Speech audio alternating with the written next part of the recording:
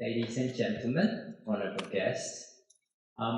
It's a great honor of mine presenting my friend and also the director of the HADID Architects, Patrik Schumacher.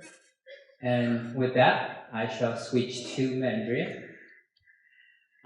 是非常的荣幸，今天能为各位介绍 Patrik Schumacher， 这个 ZAHA HADID 建筑师事务所的这个主持人。那么Patrik 在1988年加入了这个ZAHA HADID建筑师事务所。那么事实上，据我知道，他在2年级的时候，当他的 Stuttgart德国念书的时候，就深深的为这个 ZAHA 的作品所着迷。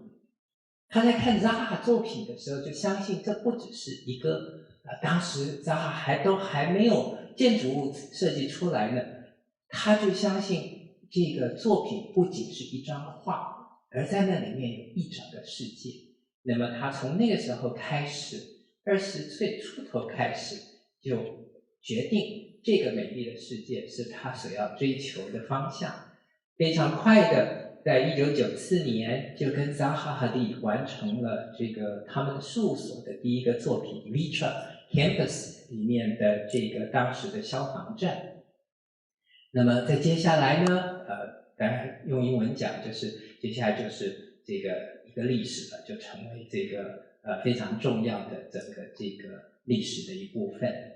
那么因此呢 ，Patrik 是一个不折不扣的建筑师，他在实务上面的成就带领着 ZAHA 现在在全球就有知道，现在好像有80多个这个方案或者是叫项目正在进行中。那么 Patrik 其实也是一个老师，那么他是在英国建筑联盟的DRL 也叫做 Design Research Lab， 也叫做这个设计研究实验室的这个 Founding Director， 有这个实验室是由他和 AA 刚刚离开的这个校长 Brett Still 一起开始的。这个 DRL 最重要的事情可能是开发出来了我们现在所知道的这个所有数位建筑所有最前卫的想法。是绝对是这个数位建筑的重镇，而且结合了教学跟实务在一块儿。那么 DRL 的成绩在今天正好满20年，各位可以看到它在全世界开枝散叶。各位可能也知道 Patrik 其实是一个思想家。Patrik 有2本非常重要的书，合起来这么厚吧。在几年前出版，叫做《建筑的自创性》The Poisons of Architecture。那么我们的一个朋友 Jeff Kipnis 喜欢说，这本书是自从1978年以来这个 Rem Koolhaas 的 Delirious New York 以后最重要的一本建筑书，非常非常少。你可以看到，在这个21世纪的今天，在过了这么久以后，可以有一本建筑师带有这么强烈的宣言的性格 ，manifesto 一样的性格，格言一般的写下他对建筑的看法，而且非常的完整，是一整个世界。这一整个世界呢，是我喜欢形容这个 Patrik Schumacher 他所想象的建筑的世界，这是一个系统。然而对 Patrik 来说，这个系统是一个开放性的系统。所以呢，借着这个开放性的系统去表现个人的创意以外，整个世界社会里面的各种变迁的因素、基地的环境的关系，都被放进了这个系统里面来思考，也就是它的 Parametricism 参数主义建筑。那么所以呢，我相信今天它会带来非常丰富的这一系列我刚刚讲的这个只是粗浅的故事背后完整的一个故事。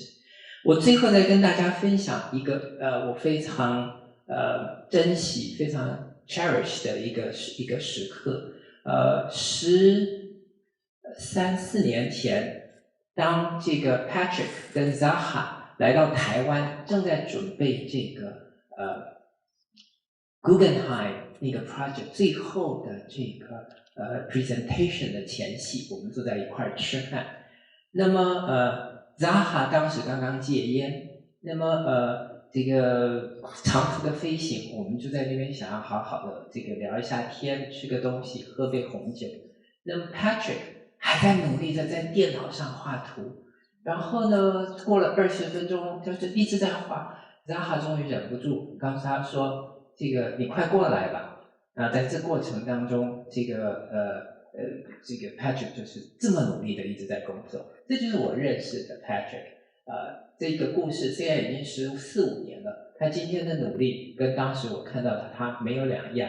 那么因为受不了他这么努力，已经要吃饭了，还拼命的工作。ZAHA 同时还对我丢下了一句，他说 ：“Patrik is a German。”Patrik 是个德国人。那么这也意味着他可以用非常精密的事情去思考这整个世界，去想象建筑这作为一个完整的系统的可能。It's a great pleasure and honor of mine to bring you Mr. Patrik Schumacher.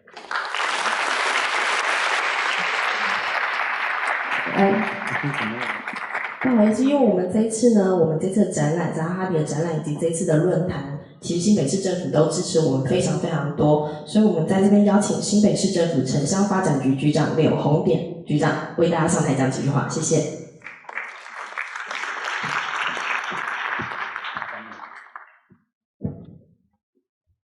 我们今天我们的主讲人 Patrik， 还有今天所有的贵宾，代表新北市市长朱立伦，欢迎大家来这边聆听。那么很高兴，就是说我们有机会利用一点点半天的时间，偷人家过去、现在、未来一生的学问。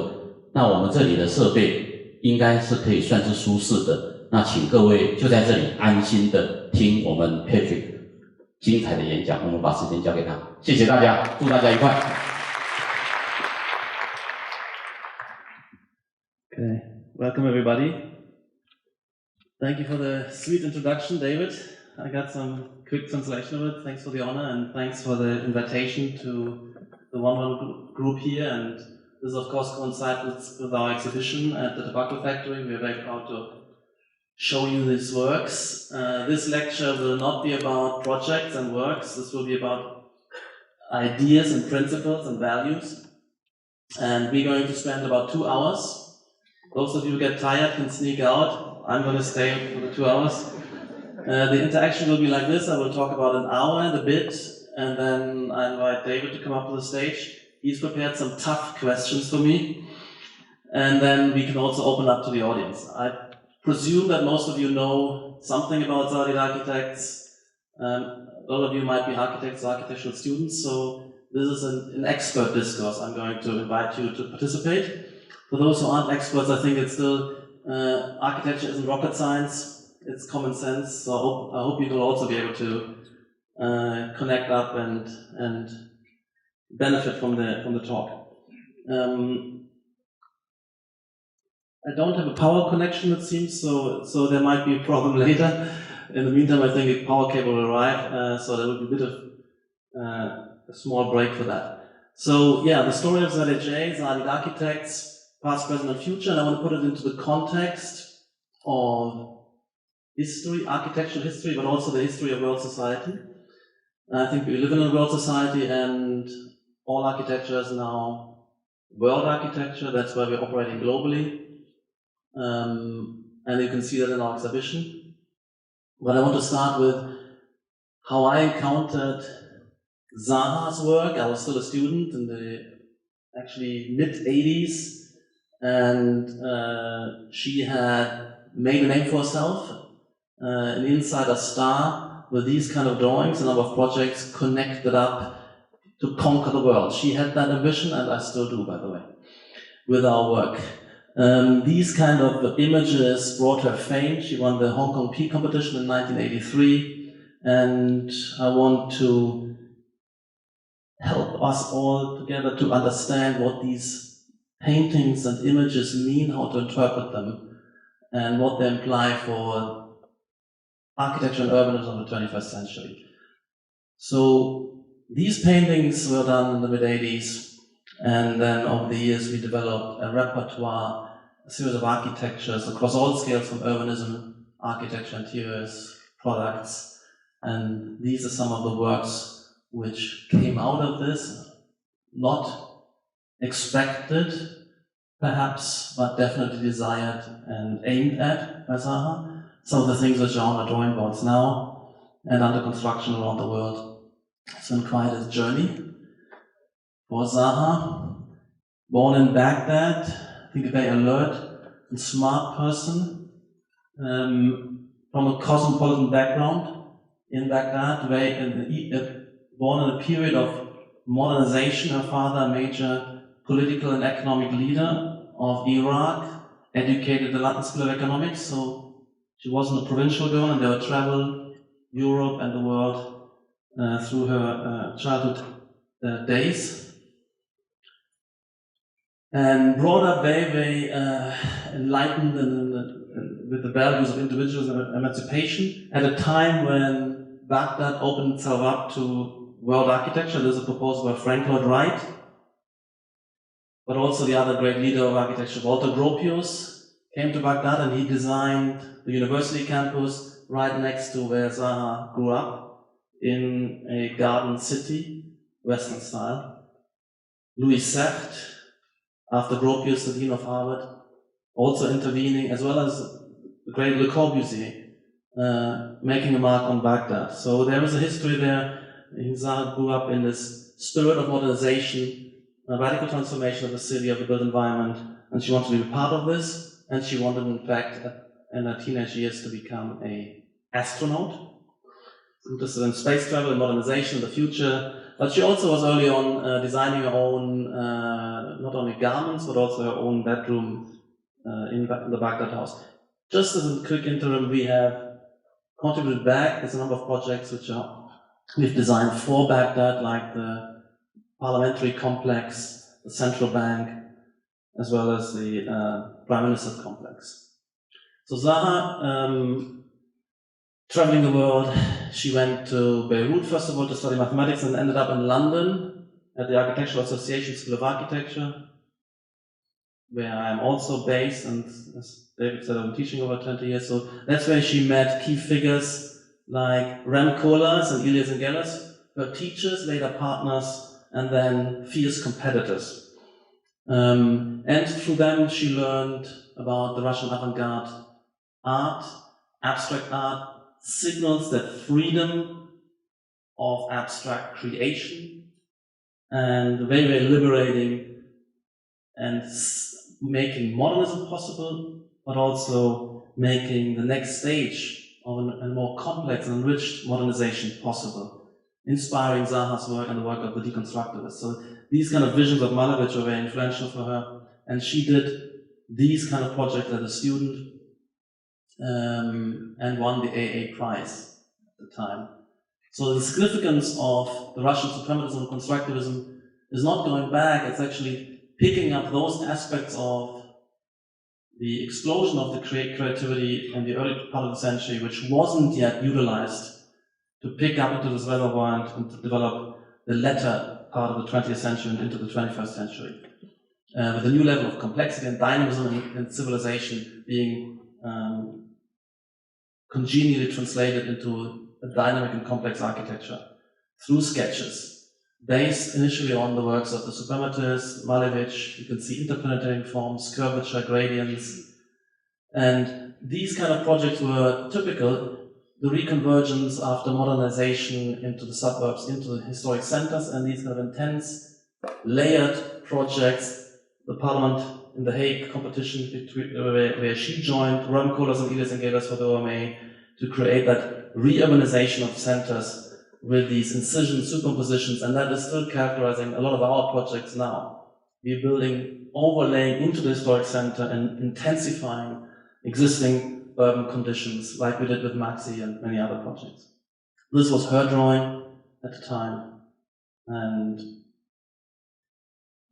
moving out of the condition of a student and partner. She quickly had their own personality to be established against Rem and Elia. And I want to go through a series of radical innovations she delivered to the discipline. We all now take for granted new degrees of freedom in our design capacity, which she initiated with an incredible, courageous, creative willpower, let's say, and creativity. So these are radical formal innovations, and it was important to see that it takes a lot of courage and belief in oneself, which she got, I think, through encouragement through Rem and Elia, as well as through her whole upbringing. That this is at the same time, so needs a lot of courage, but this kind of free experimentation leads to new formal moves which become and deliver new problem-solving capacity. So new forms are also new problem-solving tools. The moves are the following: explosion, calligraphy, distortion, the landscape analogy. They're very, very radical, nearly surreal, nearly bizarre and absurd probings into the limits of what might be architecture.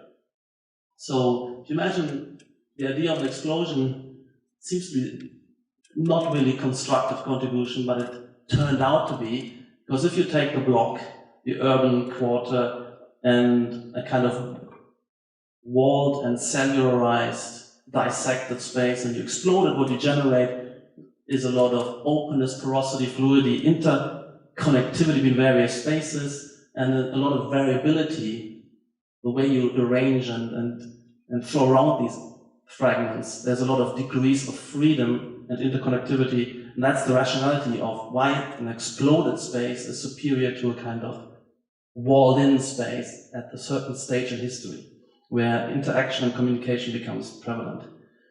So there's a kind of series of gestures and sketches we did. These are my sketches at the time when I joined the office, or this kind of opening and exploding the block, where you have a three-dimensional openness, a three-dimensional explosion, where things are flying above, below, all around in layers, and become accessible and navigable. Also, this is expressed in the way we deal with cities, breaking of boundaries and expanding out. But the explosion is not only a kind of random breaking up, it has a law of force, centrifugal force or centripetal force, and there's an order of gradual increase of distances, of directionality. So this is a kind of quasi-physics. It's not a random condition, it's a complex, variegated order of the kind we aim to establish within architecture. That needs to be remembered. Explosion is a principled and rule-governed process rather than a random process. And this kind of space of suspension above, below, and all around offerings. And she also talked about the space of flying, rather than having only a kind of ground and a frontal relationship. You have a full and three-dimensional relationship with the world and the world around us. The second move was equally radical. The idea of a rapid hand sketch, a calligraphy, a pulsating, moving, undulating line, a kind of fast line, these kind of doodles, to take them seriously as design moves. What's good about this? You can kind of pull through and make complex trajectories, keep continuities, pour into irregular sites, and layer and intersect spaces which remain tractable. So there's a lot of richness, variety, but there's degrees of order, because again, there's a kind of quasi-physics. The hand moves rapidly, and it will have a mathematics of movement which disciplines these curves. These curves are spline-like, they're not random lines. And then the idea of gradients come into this. So the idea here is that this is not to be a doodle which later on you come at it with a ruler and compass, but you literally allow that dynamism, that poise, that freedom of the form to become an architectural form. And that is a very, very radical move, shocking move. And again, it is an emancipation and an empowerment for the designer. Before, who was constricted with ruler and compass, and this is if you're trying to do something subtle with just moving in two directions with your fist, you can't do much. And now we have much more subtlety and at our hands. So, and these kind of sketches would apply for urban expansion models, thinking big, but as well as for interiors. And interventions like the Maxi Museum in Rome, a competition winning scheme in the late 90s.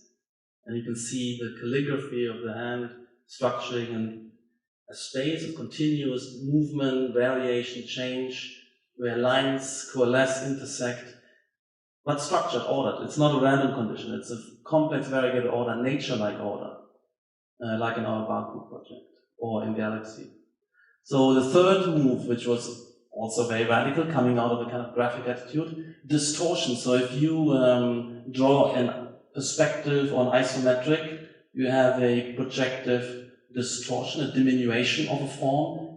What was rectangular becomes trapezoidal, and what is further away becomes smaller. These kind of diminution laws and logics. Again, there's a logical operation which she took literally into architecture. Not that we're just drawing perspectives, we actually make perspective projection operations onto the real geometries, and we create a force perspective.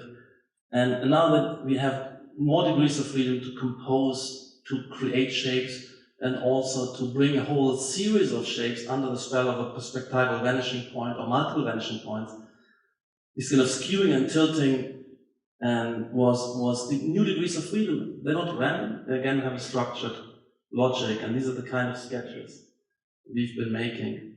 And then you had projects like this coming out of that. And again, side conditions pull and push, and everything can be drawn together and distorted collectively to fit into an irregular side shape, for instance, like this. And in the Vitra fire station, the first building I was involved in after stepping into the office, has these kind of distortion operations at play as well. And it dynamizes the space as well. It gives expressiveness, but also it gives adaptive versatility. And again, here in the Park and Ride scheme in Strasbourg, it gives you small degrees of freedom to articulate a spatial relationship. And it could be orienting. So here everything tilts towards the entrance, so that you always can find the entrance in a kind of deep and complex space. The fourth major move was to say, in traditional architecture was always establishing a clear and crystalline order against the kind of flow and amorphous nature and the landscape. That kind of contrast was very strong, and here becomes architecture assimilating itself and learning from landscape and becoming landscape-like, nature-like, and loses its rigidity of an architectural order. And these are the kind of outcomes and sketches coming out of that. Radical analogy, very, very productive, very potent expansion. So you're talking about no longer dissecting space through rigid demarcations, grids, and walls, but you can have soft transformations, modulations, continuous variation, soft transitions, and articulate much more subtle, vary the scene and the relationships and the interaction potentials of space through this. This comes out originally working into landscapes and making building, adapting to landscape, and then the landscape, as she said, became its own project, and so the surrounding became a formal repertoire to create architecture. And we did this in the early 90s with these kind of big, large landforms. You can also make shapes and forms, urban forms, much bigger than a ritual building, like a mountain, like a valley, like a lake, and make that structure an urban space more potently like this, or sketches like this for the Islamic Art Museum. Here you can see a number of things. You have perspectival convergence, for distortion, gradient condition. You have also the landscape condition, and you have the calligraphy of lines operating. Several of these innovations come together in a project like this. And a series of competitions we did, and here you can see also where the building fits itself into a rugged context. It's not just other buildings, and then projecting that out onto a frontage, and then letting structural reinforcement flow into these edges. These kind of landscape-like series of valleys for a library project in Quebec. And the first kind of built form landscape-like, we call it Land Formation 1, small project in Germany. And these ideas flow into projects like the Gongcha Opera House, internal quasi-landscapes, valleys, spaces, or whole cityscapes. Or the Dongdaemun Museum is in fact literally a fusion of a parkscape landscape into architecture, rolling up into the building, through the building, underneath the building. There's a sort of a sunken landscape like courtyards also. So here the fusion of land form and built form becomes manifest in the project.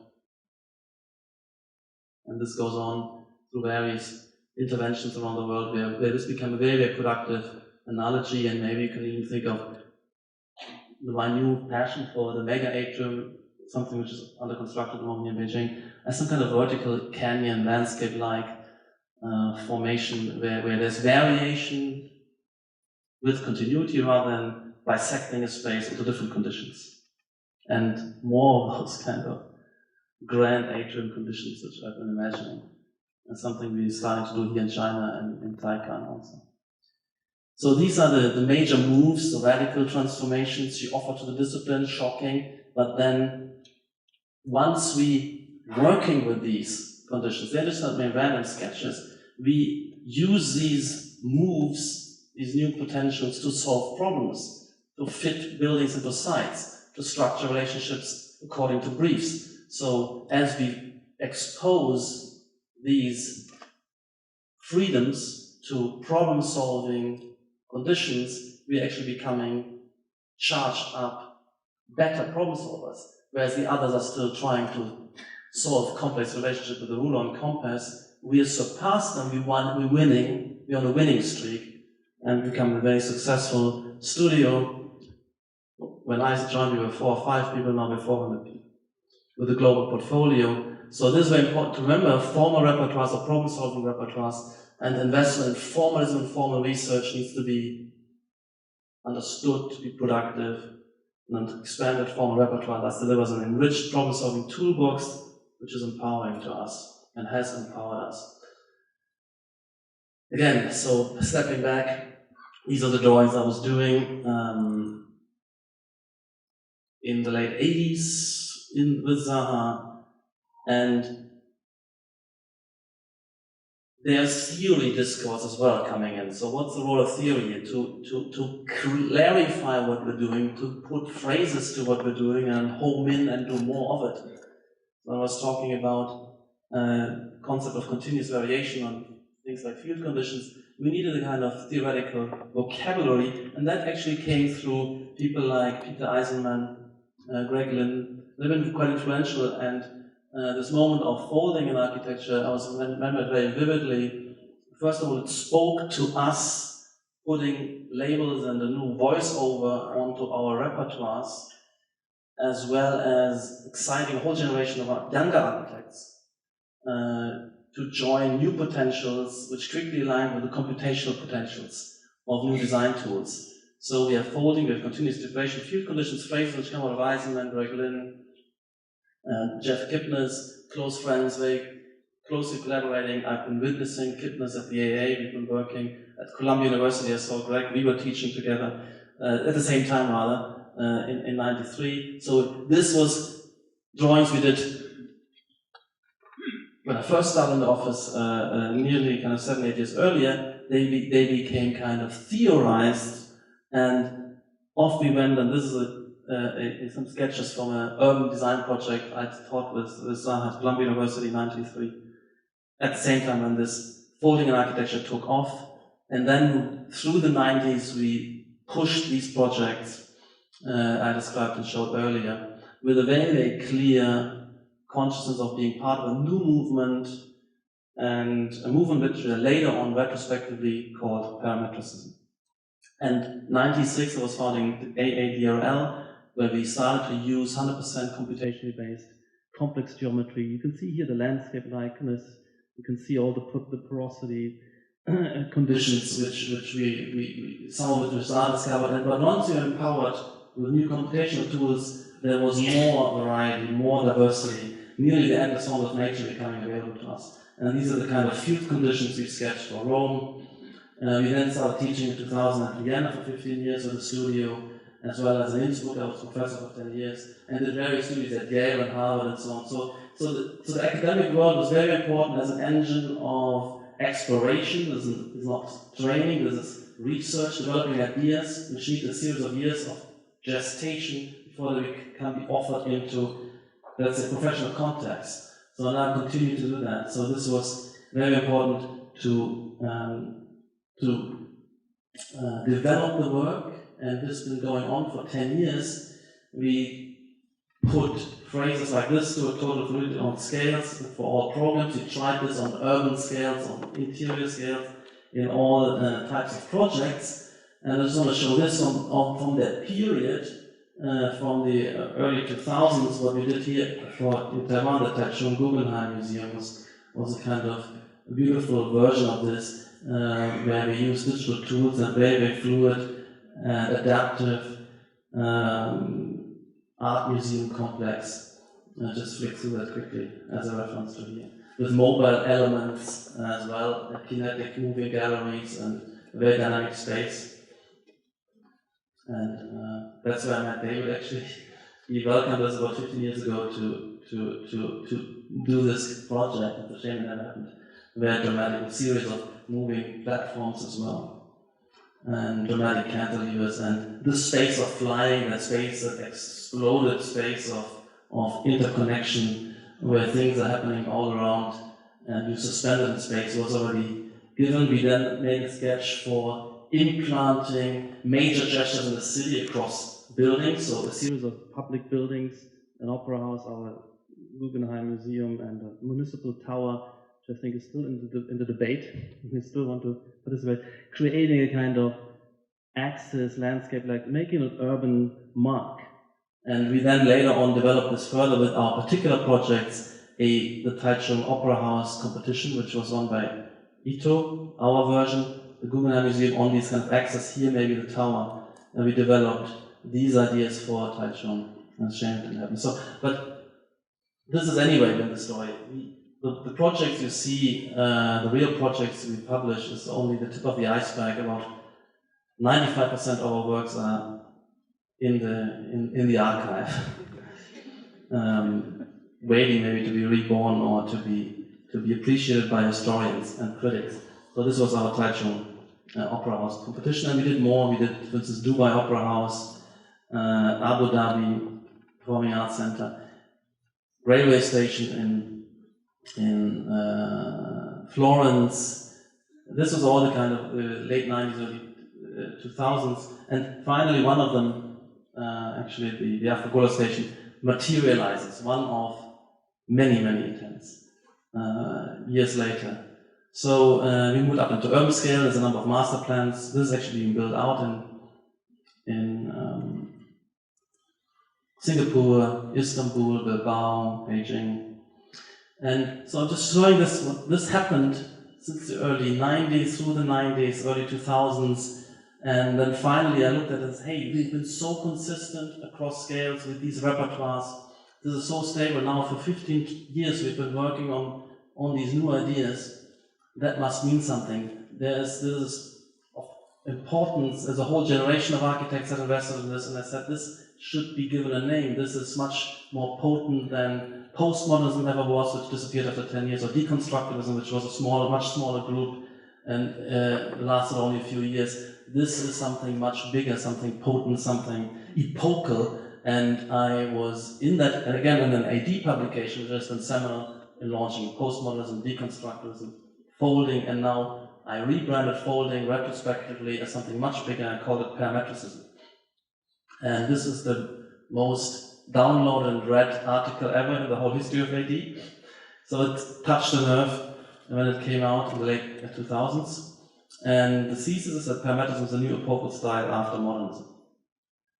So in terms of what it means, it simply means that using computational tools, but also on the basis of ZAHA's initial innovations that all elements of architecture become parametrically malleable. That means that we can engage in relationships of mutual adaptation, affiliation, to have an intensification of relations within different parts of the building and of the building into its context. So you're creating a kind of continuous texture of spaces. And it's really radical because for 5,000 years, architecture was nothing but the assembly of these platonic figures, rigid geometric figures like the cube, the cylinder, the pyramid as a roof perhaps on top, or a dome. And these elements, that's the Corbusier diagram, still applied to architecture in modernism.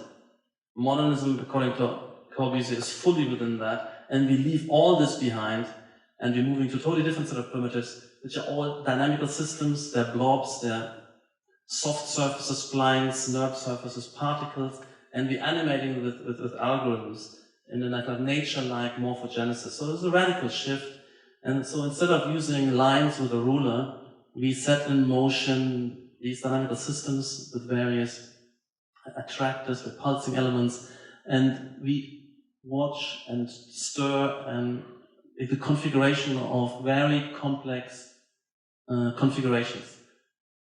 This moment of random is only in an interim condition, and then it kind of locks into various patterns on condition, and it receives every action as a reaction. It is able to adapt, to vary, and at any time is like an ordered whole. And that's the power of this compared to kind of drawing lines with a ruler on the line element. And again, we use these kind of, it's like a kind of enhanced calligraphy, computationally empowered calligraphy for some of our own projects. So we have lines, we have surfaces, we have volumes. Surfaces are not just flat floors or walls or inert plates and planes, but they become invested with their own animus and variation, agitation. And again, that's the way it becomes pliant and adaptive, but it always has its own strengths and character by receiving the way it receives influences. So it is not subject to being beaten up and disrupted in its logic, but it is kind of interactive in its logic. So this kind of idea of a surface architecture, an early stage of parametricism, I call it Foldism in my latest writings, is started with faceted foldings as well, was used not only by us but by many others in furnishings, in Yokohama Terminal by foreign office architects, DRL urbanism projects, in our interior scapes, or something like interior of the Gongzhou Palace. This is the pleated, folded, the surface becoming everything from balconies to lighting gantries to acoustic pleats, etc. And it makes it very, very calm. There's a lot of variety and offerings which are all brought under the spell of a formalism which brings out the essential space and doesn't clutter up the space with too many elements. So all our Baku project, these are kind of folded and pleated, undulating surfaces which now deliver spaces, continuously clean, crisp, complex, but legible and navigable. And in terms of volumes, something similar happens with blobs and metal walls, and this is the kind of diagrams the way we... And there's a lot of advantage if you work with blobs, and you can see it in these kind of soft volumes. They interact, the way they intersect, you can trace them, they have identity. Rather than if you start playing only with cubes, you get into illegibility very quickly. You maintain legibility in the face of complexity much more with these soft and curvaceous figures. And this is the kind of buildings we created, like Galaxy Soho or the Dongdaemun in this form. Finally, we're looking at these kind of swarms of elements as a strong feature in parametricism, so you can have these swarms morphing and adapting itself. So you have two cities, instead of creating a third disruptive, you actually weave and stitch together existing textures and then create new identities and locations. So a lot of variety in the texture, but there's continuity and logic rather than randomness in that variety. And this also applies to maybe facade articulations. So this kind of a swarmism condition And we used it a lot when we developed what I call parametric urbanism at the Design Research Lab. And in terms of, so this is the definition, all the elements become malleable, variable, lines, surfaces, volumes, swarms of volumes. This is the repertoire. And in terms of operational definition, we really can start to canonize what we had been doing the previous 10 years. I said, hey, this is so rigorous, we're becoming more sophisticated, we bring in all technical elements, but we have a very stable stylistic trajectory. So what are the features of this style, the defining features which we have, and I noticed when I analyzed it, that we've been very, very rigorous and strict with the do's and don'ts, with the principles which led us in the previous 10 years when I wrote this article. So in terms of formal principles, the principle of parametricism, first of all, negatively, we had to reject these rigid forms, and we haven't touched or designed or drawn any of those for 10 years, nor had any of our colleagues, students, members of this movement. This movement was literally avoiding this because it lacks versatility and adaptive capacity and complexity. So there's a series of negative principles or taboos. We really don't do those. Also, what we rejected is this idea that you have a system, you just repeat an element. Simple repetition is also quite disorienting. It is lacking of variety, and again, we reject this, we don't do that anymore.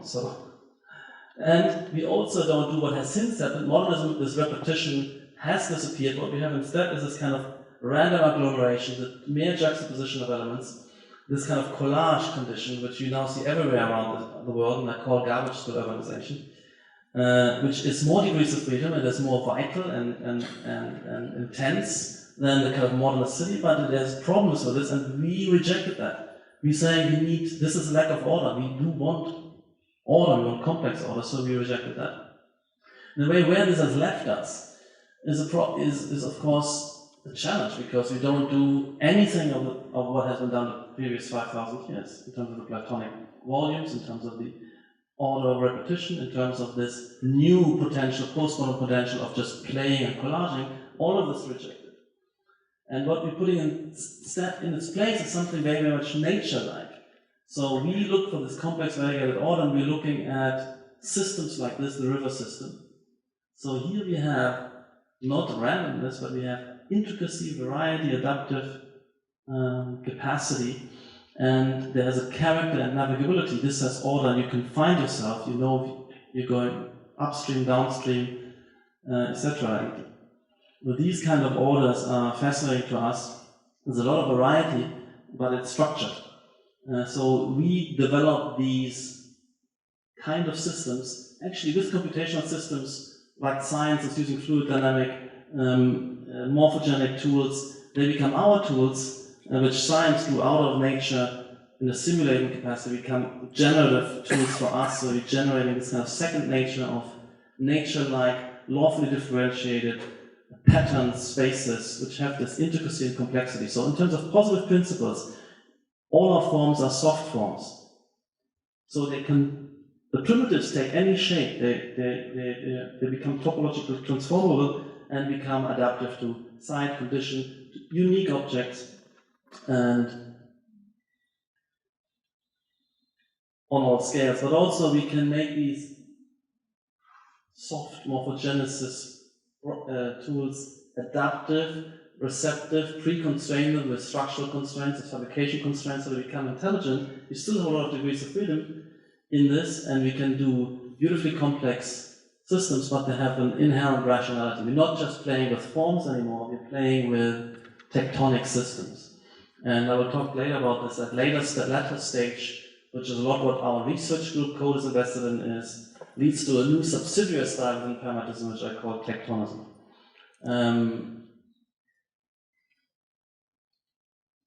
And instead of repetition, what we're saying is we go for differentiation. So we don't have an element repeated across the surface, but it modulates, it morphs, it changes shape according to sun angle exposure, for instance, on the surface and other adaptive qualities, because and the building would adapt to topography and climate, etc. So we would have an intelligent differentiation. This might also be climatic variation or light requirement variations on the inside. And this idea of differentiation also applies to urbanism. So instead of having a strict typology of 5 different types, we have all the in-betweens, and we can vary the scale and size, and then you get something smooth, something which gradually transforms, and you know where you're going into a zone of urban intensity, and it's not rugged.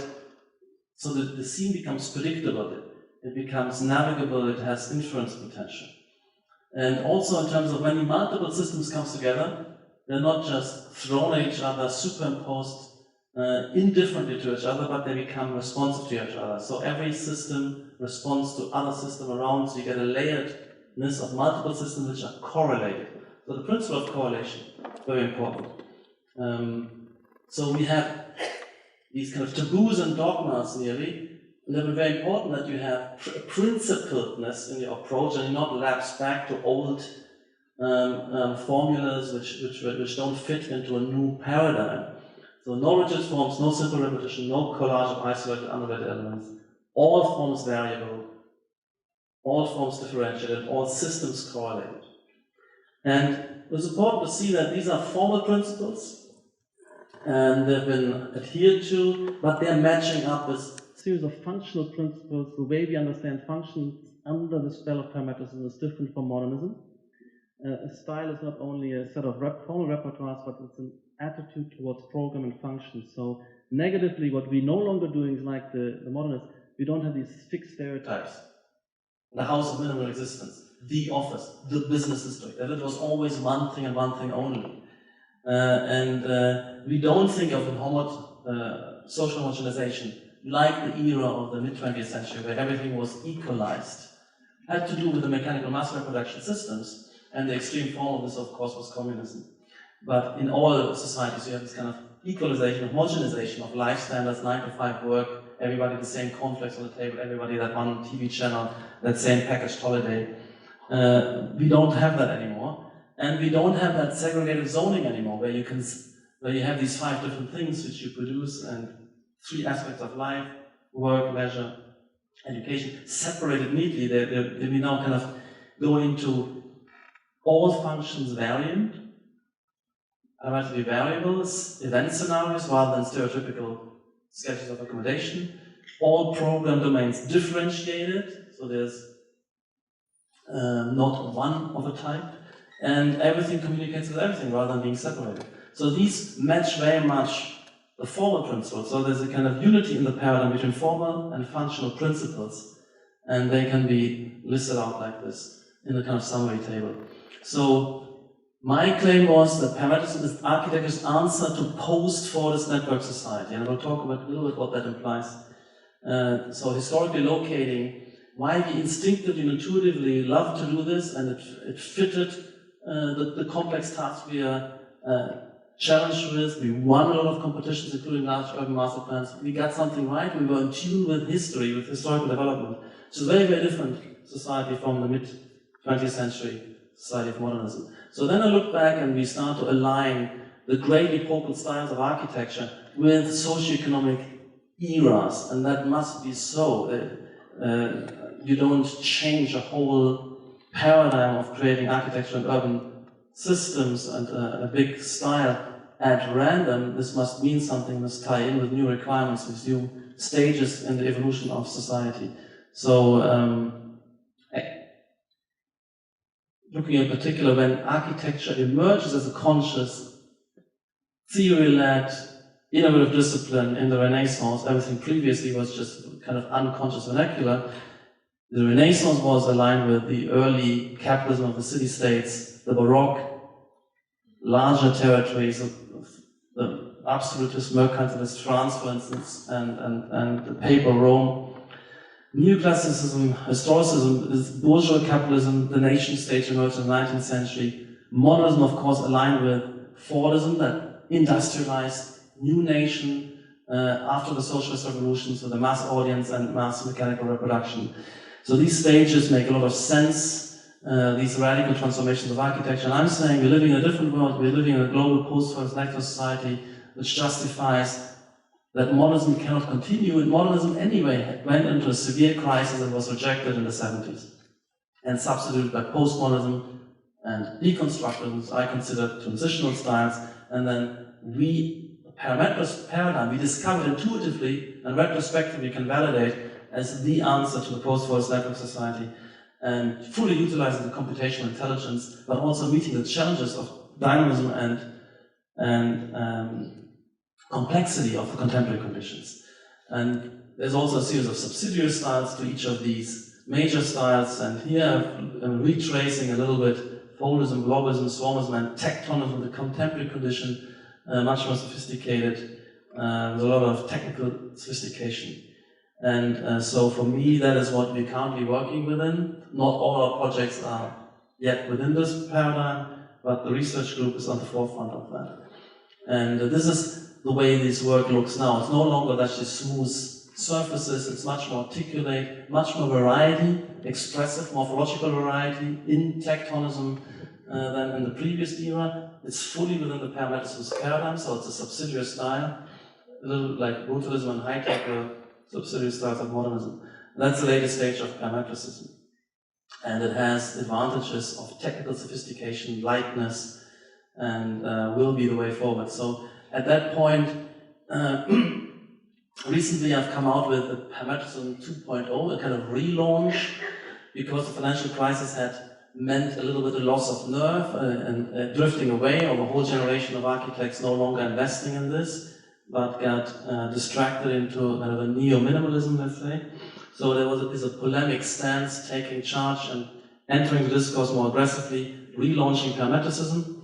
And the first thing I did in this volume, I collected all the friends who were working under that latest stage, sophisticated stage, and had gone that journey with us for the last 20 years into this, but also showed that parametricism had made an impact in the world at large, in architecture, with commercial firms, larger firms. So first of all, we had built these major projects, like in Beijing, mixed-use, huge complexes, fully within the style of parametricism, several of those in China, but also around the world elsewhere, and here Dubai, Macau. So kind of showing the big scale, big impact, strong projects, a bit like far beyond maybe where modernism was at the end of the 20s after a decade, in terms of what we've achieved, and that's just the achievements of a single firm. Of course, in the overall world of architecture, just a drop in the ocean, but I wanted to state that we've gone very, very far from these first doodles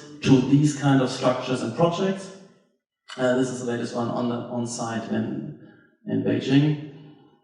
And I wanted to show that it's not only us, but other firms, other projects, for instance, Mumbai Airport with SOM being fully within the paradigm of parametricism, or Shenzhen Airport by Fuchsas, our airport here in Beijing. I want to show it briefly, as you can see in the show, is of course something we won. So this is a winning style. This is starting to have impact. This catches a lot of major firms and draws them in their wake, a bit like SOM came onto modernism in the 1950s. It now comes on to parametricism. So this is a kind of a degree of success. It's not pervasive. It's not strong enough. For me, it's just still a drop in the ocean, but that's what we're doing with our Beijing airport.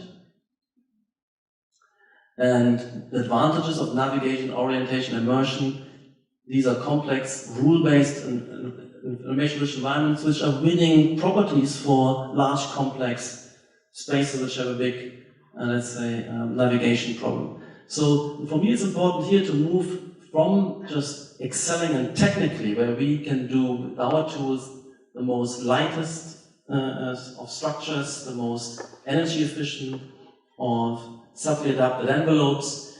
But these are technical issues, these are engineering issues. We need to talk about our core competency of structuring social processes. We need to move and look at the social functionality. Why should we do these projects so complex in the first place? Of course, yes, we can do them, that's a great achievement, but why should we do them? And that argument has not been won fully with everybody.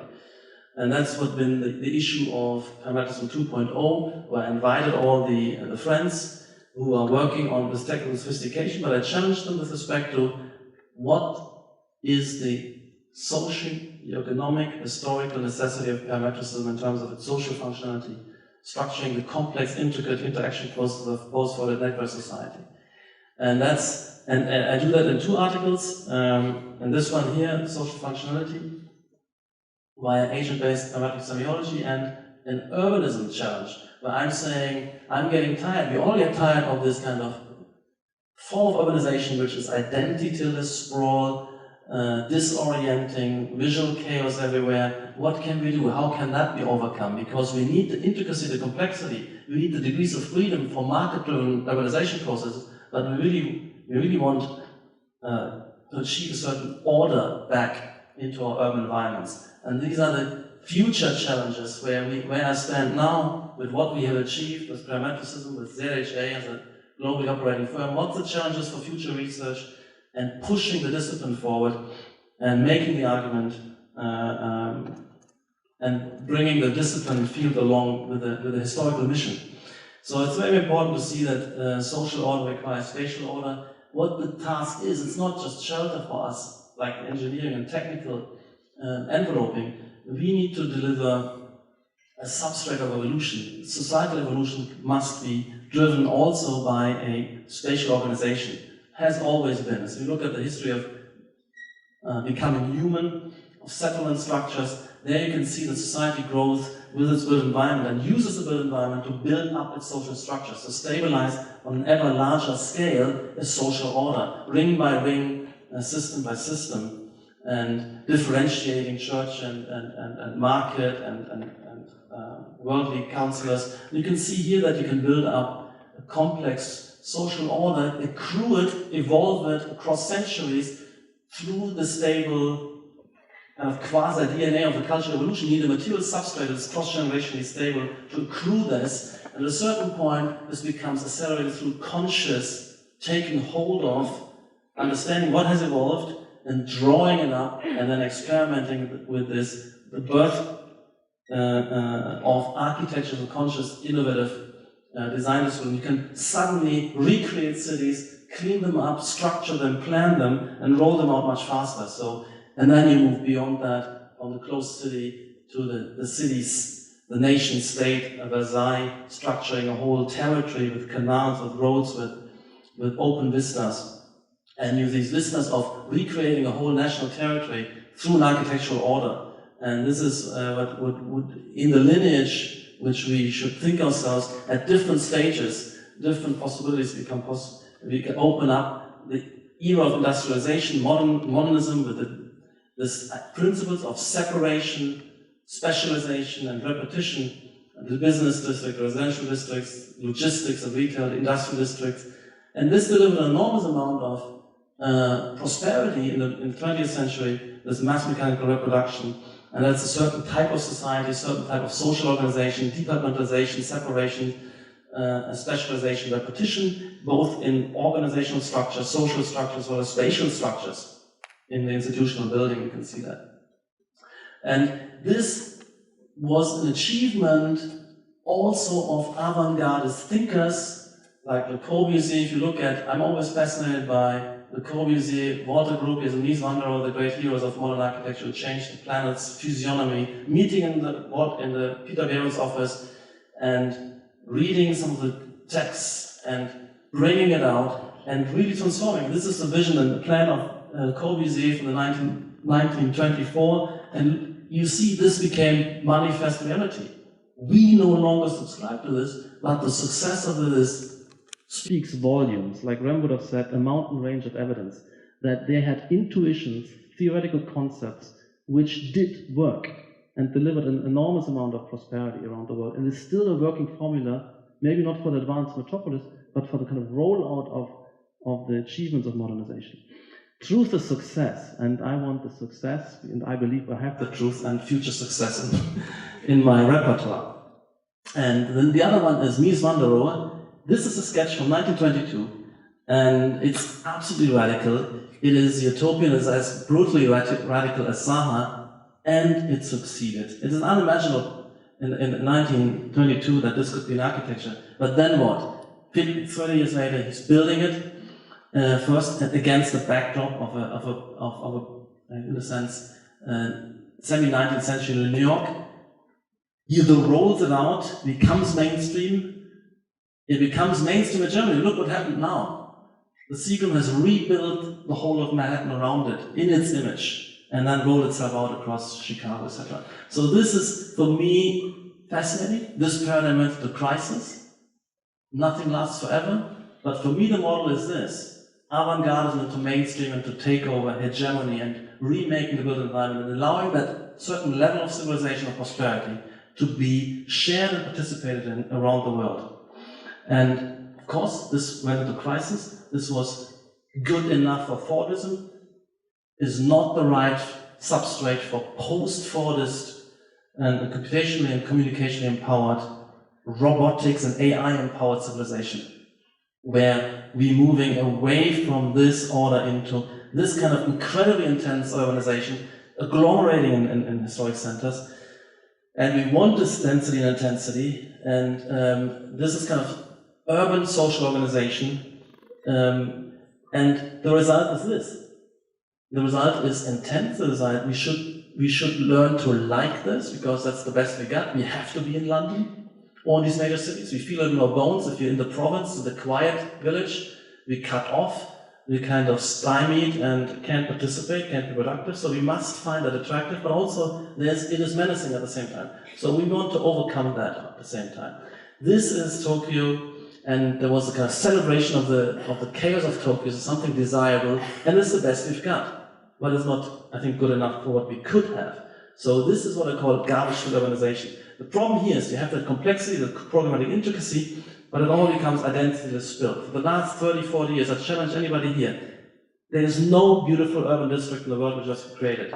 All urban districts are identityless, ugly, horrendous, and we need to force ourselves to like it, because we know it's vital, but it is problematic. And deconstructivism than anything else, it aestheticize this condition. Say, hey, we must like this. This is intense, this is beautiful. But it's a very forced argument. And but look at the city of London. It's spill.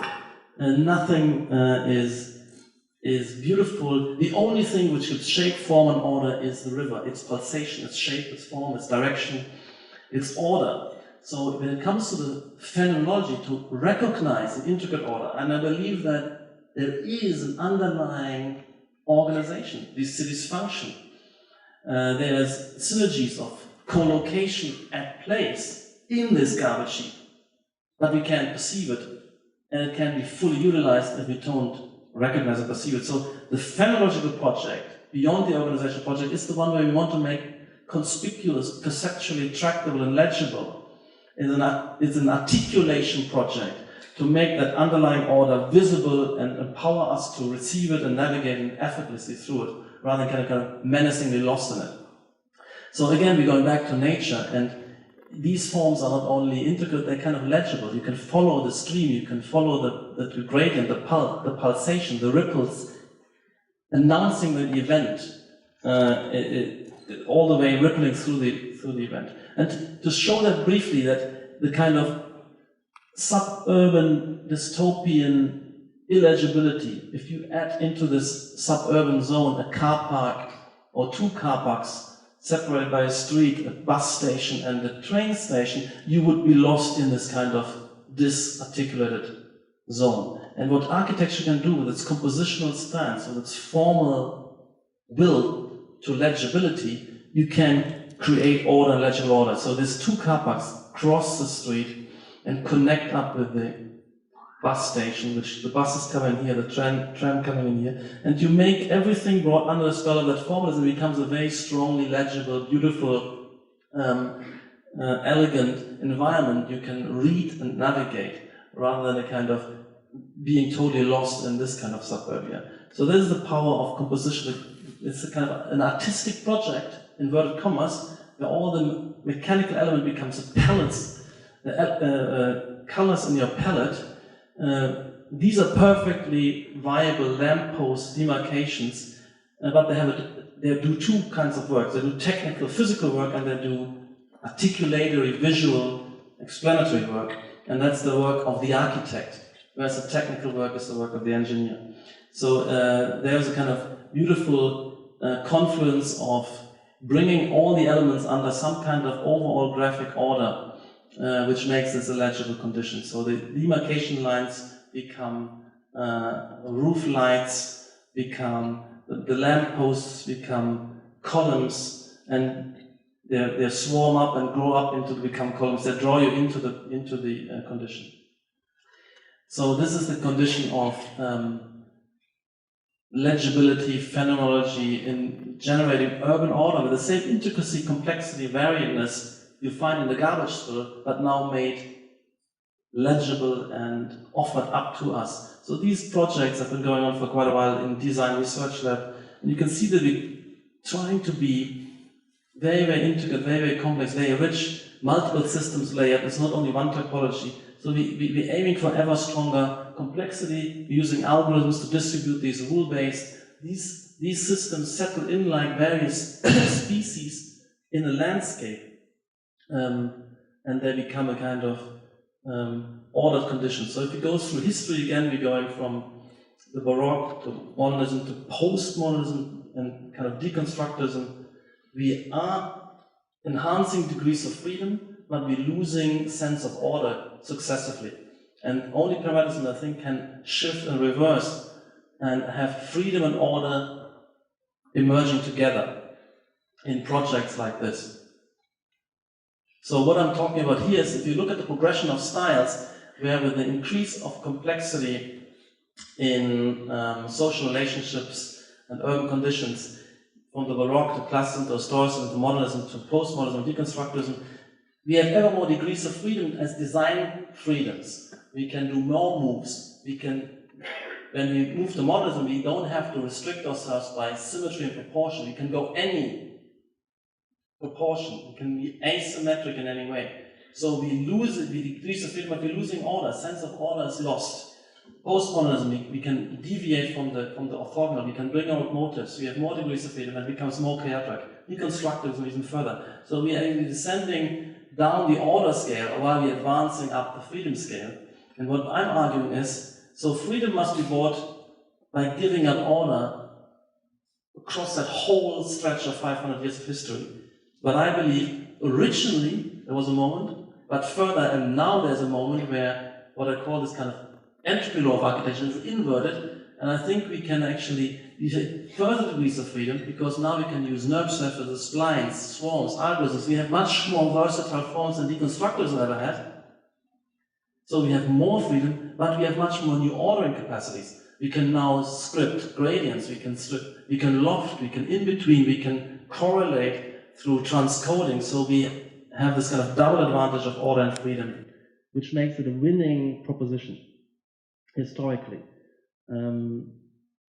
So the political element to this is that these degrees of freedom, which we can cope with, which we can deliver, and which we can structure, they're coming from the program domain from society's requests. And they're no longer at that level of complexity can be delivered by state bureaucracies. That's why I'm advocating, and we actually have witnessed in the neoliberal revolution, that kind of flourishing of entrepreneurship, of market processes, delivering up the built environment with an intricate programmatic order. I think the more freedom of entrepreneurship, the more programmatic order you actually can deliver, and the more bureaucratic barriers to this, the more there is disruption in the programmatic order, because entrepreneurs can't be free to tease out all the synergy potentials of every site and make connections.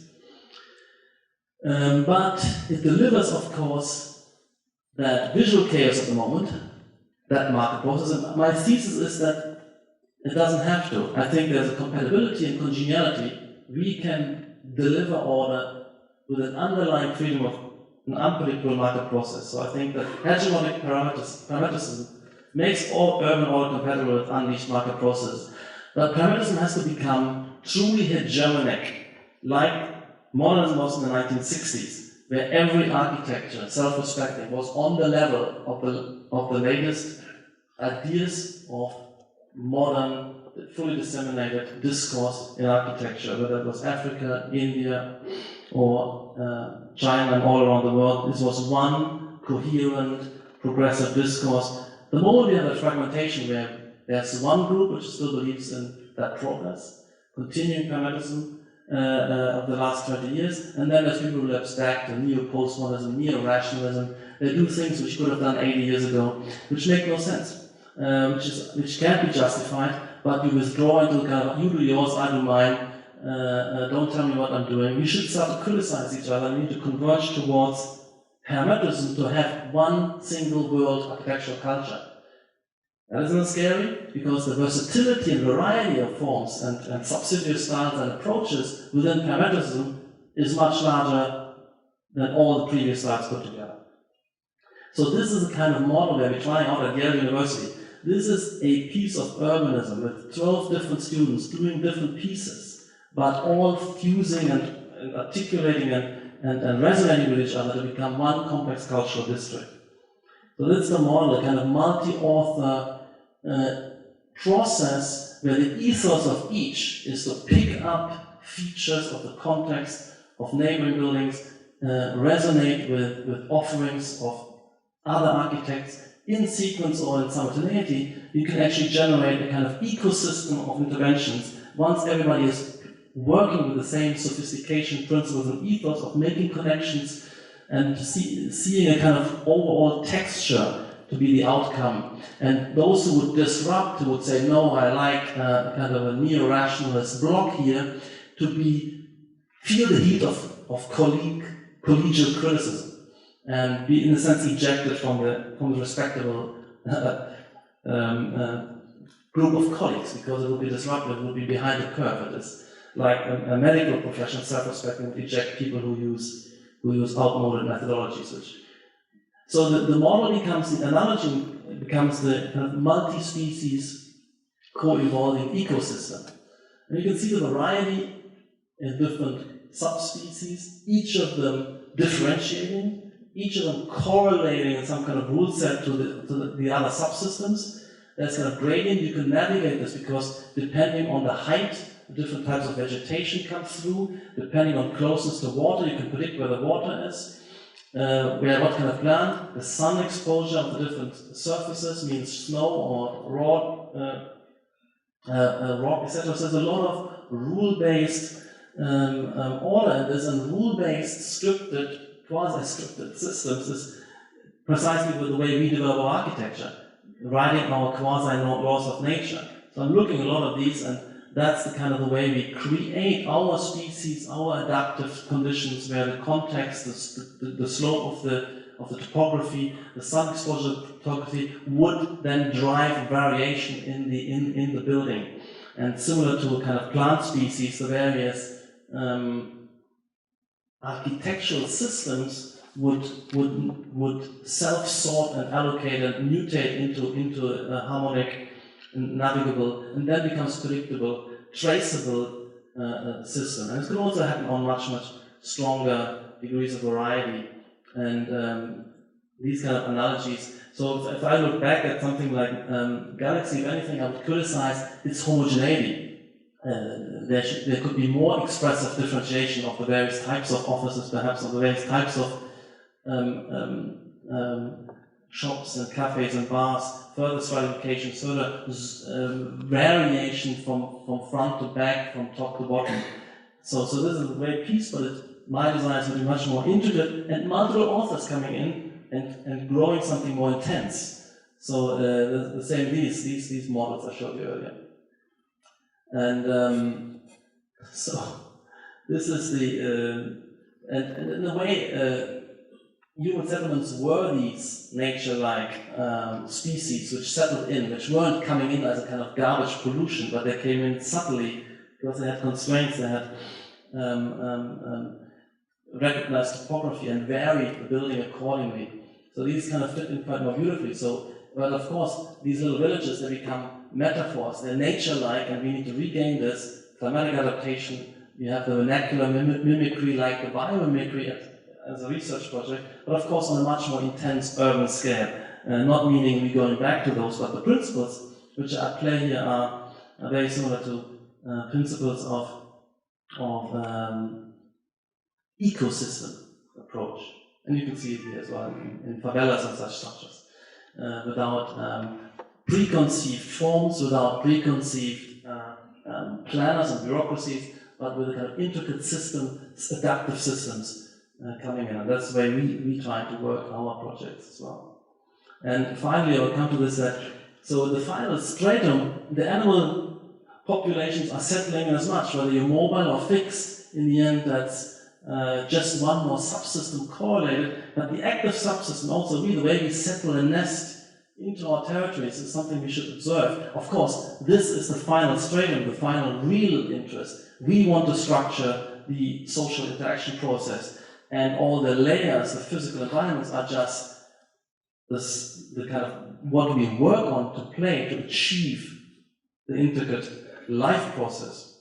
So the final thing is that we want to bring the life processes, the final purposes, the social purposes into the model and see it as one more layer which we're playing and scripting and sets its interaction processes through the physical built environment. The physical built environment is not of real interest to us.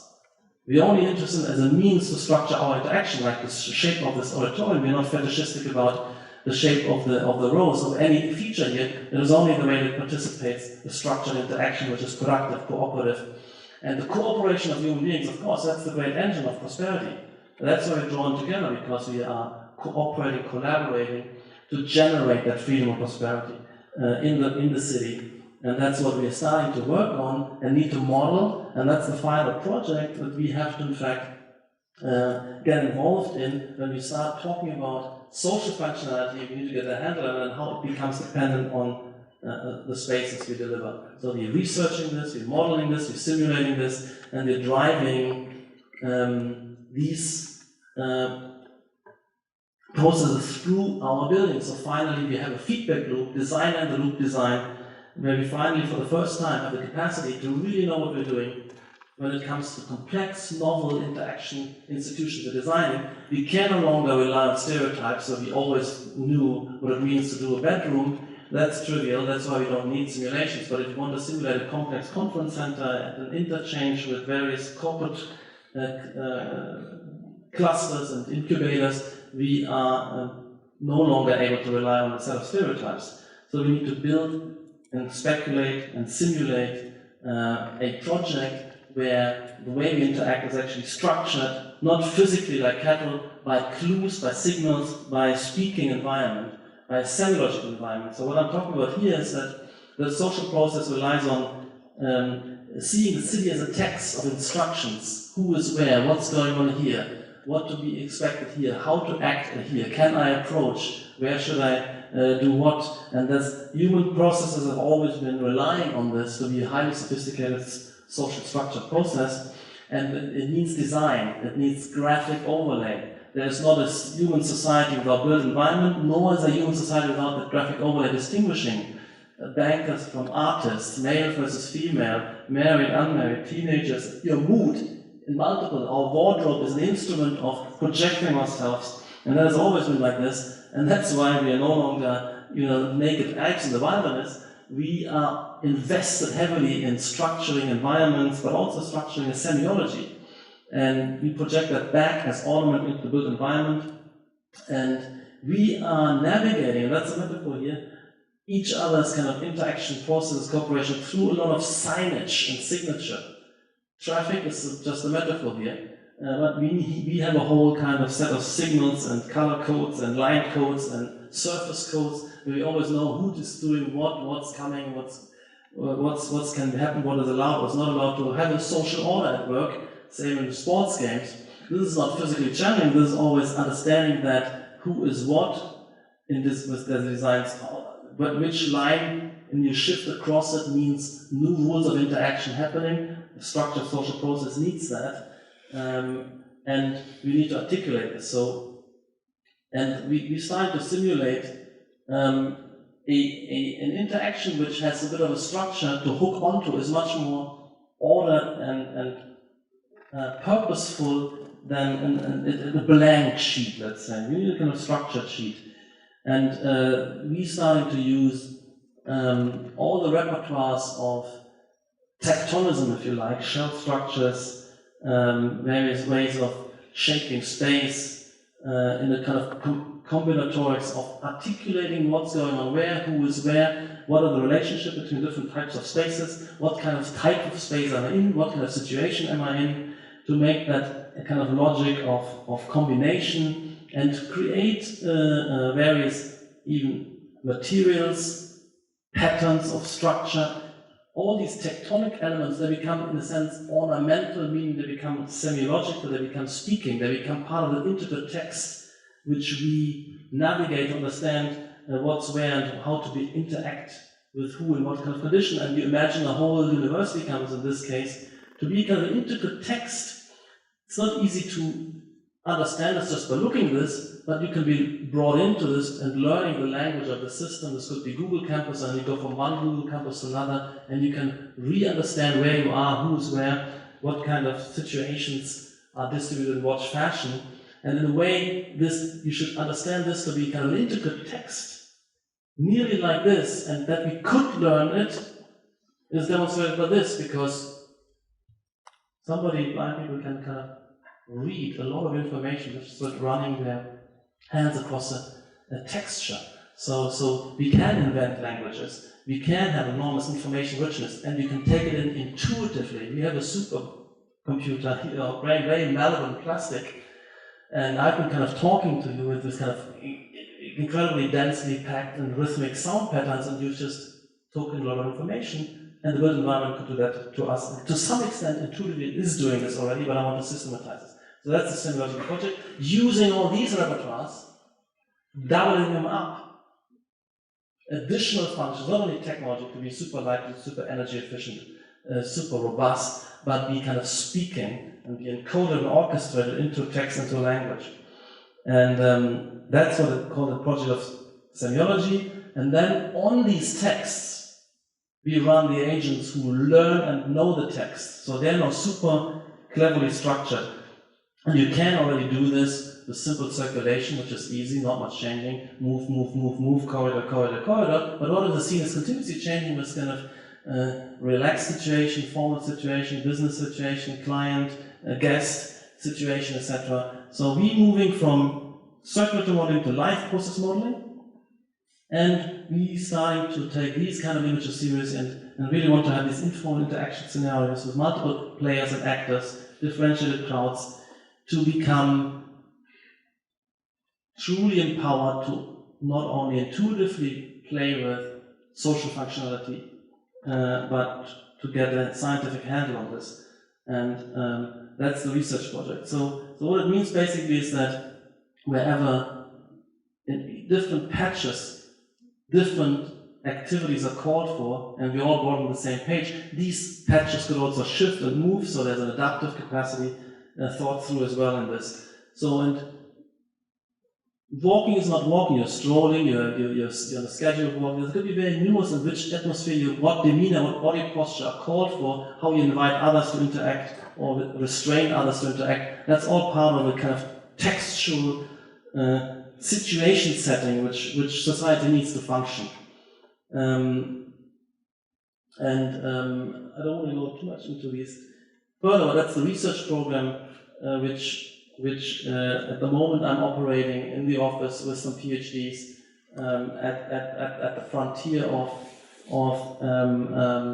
agent-based pragmatic semiology is my aim, and it would show and is meant to show the superiority of those complex, intricate, differentiated organizations. This just to show you that you always need some kind of substrate to have an ordered interaction going. Otherwise, there's uncertainty. We don't know where we are and what to do, and it becomes too loosely structured. So here we have a situation where a robotic element is also helping, cajoling, inviting, reconfiguring a situation. So it becomes an interactive environment as well as a speaking and permanently broadcast invitation to particular interaction. And so we're starting to model, and we can invent unusual forms and try to understand what they mean, rather than just staring at a form and trying to kind of hard to imagine what this might mean. We're modeling the meaning and putting it into the model, and we're getting a handle on software social communication criteria of success, which are very, very important because our society is an information society, is a knowledge society where we all work in research, development, marketing, financing. We always communicate. We are that super brain in the city where nothing physically is produced anymore. We just have to come together and interact and draw on each other's knowledges and create, to reprogram all the robotic factories which deliver the next level and next sophistication of our physical prosperity, which we generate to unheard of levels through these processes. And so this is a kind of criteria of success we would go to, and we start to simulate interaction processes. And it is no accident that these forms are parametric forms, and that there is variety. And this is some of the student work. This is done at DRL Research Lab, or now with my students, to understand what the various configurations imply.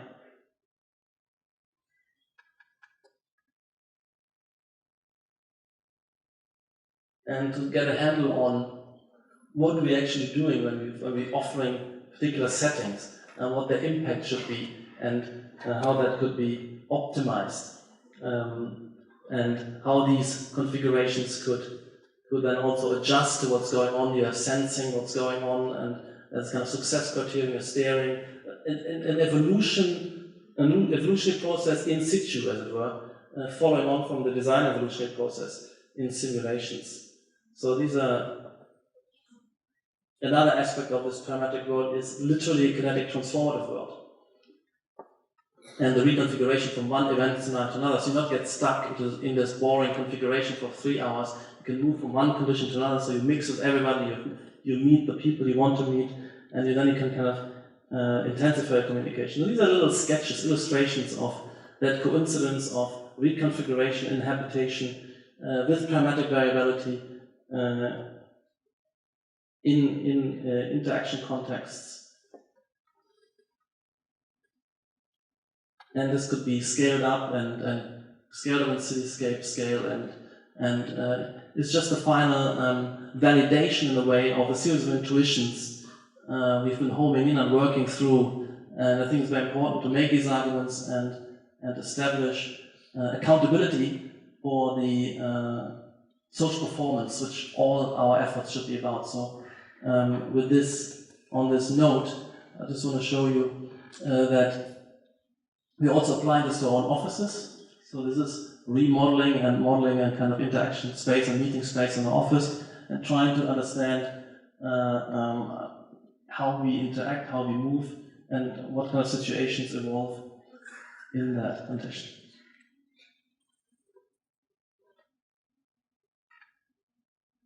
This is just the beginning of this, but we're working with a series of partners potentially on this, and using the intelligence as a technology transfer from the gaming industry, actually, and from some of the live process modeling and agent-based modeling of more sophisticated action patterns from the gaming industry, to get a sense of what we're actually doing and what we're trying to achieve when we're offering a new kind of architecture, a new kind of lifestyle, a new way of interacting, and then measuring its degrees of encounter frequency, encounter relevancy, productivity in terms of social communication, to make a satisfied and productive environment for all of us. So with that note, I want to thank you for the attention and invite David up to start the debate.